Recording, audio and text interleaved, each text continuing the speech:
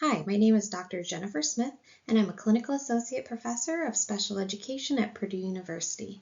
This module on interviewing in higher education is a product of the Council for Learning Disabilities Leadership Academy Cohort 10.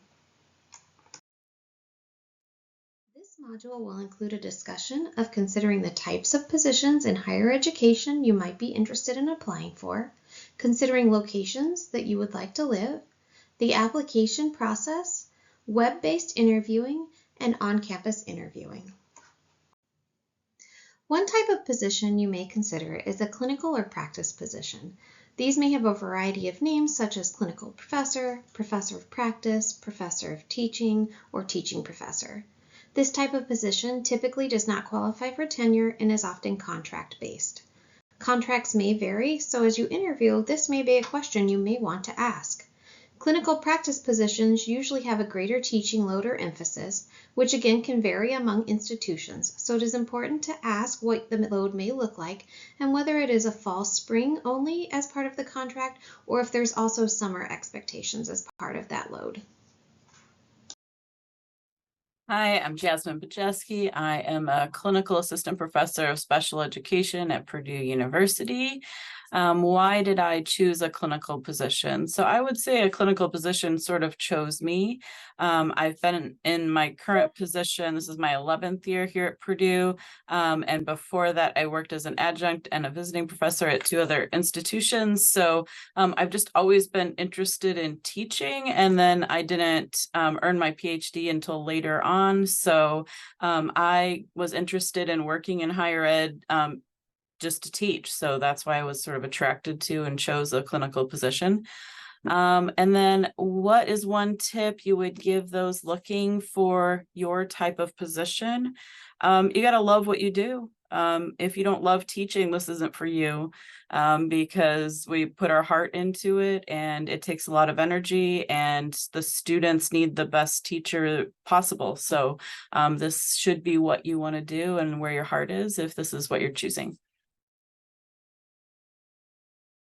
Another position you might consider is a research faculty position. Research faculty also do not typically qualify for tenure. They have a greater research load emphasis and often do not have teaching expectations, and they may or may not require additional service. As mentioned though, this can vary from institution to institution, so you want to ensure that you ask questions about what the requirements are for the position as you apply for them. Track position is another position that you might consider. For these positions, the load is often split between research and teaching. So for example, you might have a 2-2 load, which means that you would teach 2 courses in the fall and 2 courses in the spring semester, in addition to conducting research. This position usually requires some service and may result in tenure after a determined amount of time. This is typically around 6 years, depending on the university. Hi, everybody. My name is Fatmana Karadeniz. I am an assistant professor at California State University, Northridge. This is my 2nd year. This is a tenure track position with 4 and 4 course load.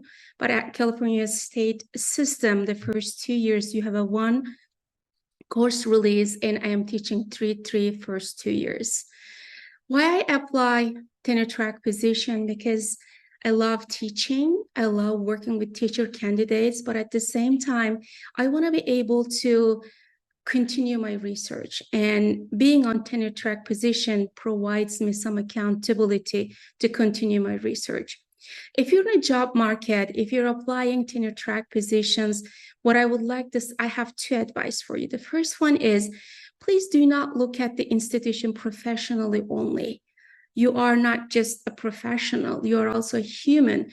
Look at your surroundings, look at the city. If you're gonna like living there, I think this is one of the selling points for me. I love being here, I love the city, I love the weather. It was important for me. And I love my family to move here. The second advice is, when you're drafting your cover letters, please do not draft overall cover letters and send the same letter to every institution, just only changing the institution's names. Look at job ads very carefully. Underline the key terms, keywords, key skills they are looking, and try to use those wording in your applications in your cover letter. Wishing you the best for your applications and for your future journey. A visiting or postdoc position may be another position that you may consider. They have a variety of responsibilities and often have a specific focus that fills the need for the university. It may be focused on teaching with a heavier teaching load, or it could be focused more on research with the possibility of no teaching, or it may be a combination of both teaching and research-related responsibilities. It is important to read through the position announcement and ask any questions related to the specific responsibilities of a visiting or postdoc position when you're applying for these types of positions. In addition, there are also other positions outside of higher education that you might consider as well. These include being directors of teacher education or a director of teacher licensure, or they could also include technical assistance centers such as IRIS, CEDAR, FCRR, or AIR. I'm Donna Sacco, and I am a senior technical assistance consultant at the American Institutes for Research. What does that mean? If you take that term technical assistance consultant and translate it into consultant, educational consultant, or professional development provider, that might be a better title, which you could possibly understand. AIR, American Institutes for Research, is a large nonprofit where I am allowed to do research as well as professional development. It provides me the opportunity to work across the country with state departments of education, school districts, teachers. I work at national centers such as the National Center on Intensive Intervention, which is a large OSEP-funded center. I also work with the Progress Center, another large OSEP-funded center. I've had the opportunity over the years, 3.5 years now at AIR, to work on many different projects, and that's something that's so beautiful about this job. Trust that the right opportunity would be there. I think that's one of the most important things to do. I wanted to improve educational outcomes for students with disabilities, especially students with learning disabilities. I feel as though here at AIR, I am able to make an impact across the country and really be in the middle of what's current and actually bringing research to practice. Thanks.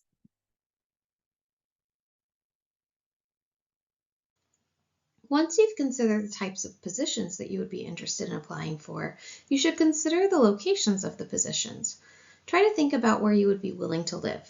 Would you only consider working in the United States, or would you consider working in other countries? What specific regions or states would you like to live in? Are you interested in living in an urban city, or would you prefer a more rural community? These are considerations you want to think about before you apply to positions. Once you have made those considerations, it's time to start applying for jobs. So you want to start looking at position announcements. Be sure to read through the qualifications. For required qualifications, you must meet those. So you have to meet each and every one of the required qualifications that are listed, while the preferred qualifications are not required. However, they are interested in knowing if you meet any of those qualifications. So be sure to touch on how you meet all of the required qualifications and any of the preferred qualifications in your cover letter. Don't assume that they will notice that you meet the qualifications, but rather directly explain in your cover letter how you meet those specific qualifications, both the required and any preferred qualifications that you do meet. Be sure to check the submission date and ensure you submit it on time. Some may list a specific date and time, while others may say that it is open until filled. Possible application materials that you could be requested to include as part of your application may include things like your cover letter, a curriculum vitae or CV, teaching statement, a research statement, a diversity, equity, and inclusion statement, transcripts, letters of recommendation, or reference contact information. Be sure to include every piece of application material that's asked for within the position announcement, or is likely that you will not be considered for the position at all. Once applications are reviewed, web-based interviews, for example Zoom or WebEx, are typically the next step in the interview process.